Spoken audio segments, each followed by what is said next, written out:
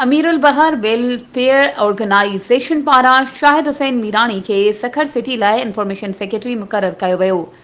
इन सिलसिले में chairman Ali Mir मल्हा, Amirul Bahar welfare organisation Munawwar Hussain मल्हा, मरकजी सदर Amirul Bahar welfare organisation senior नायब सदर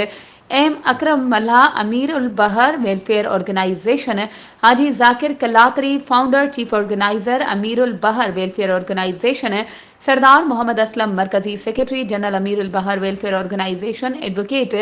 आसिफ अली मीरानी, सदर सखर डिवीज़न इजाफी चार्ज लारकानो डिवीज़न सदर अमीरुल बहर वेलफेयर ऑर्गेनाइज़ेशन मरकजी उहदेदारनि जी मुशावरत बाद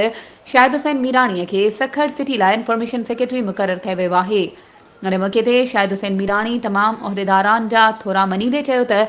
मलाहन जे हर मसइले जे हल ऐं संदन फलाह बहबूद लाइ पाण पतोड़ींदसि। वधीक ख़बरों ऐं अपडेट्स जे लाइ असांजे चैनल खे सब्सक्राइब कयो ऐं हा, बेल आइकन खे प्रेस करणु न विसारिजो त जीअं असांजी हर नई अचण वारी वीडियो तव्हां ताईं पहुचे।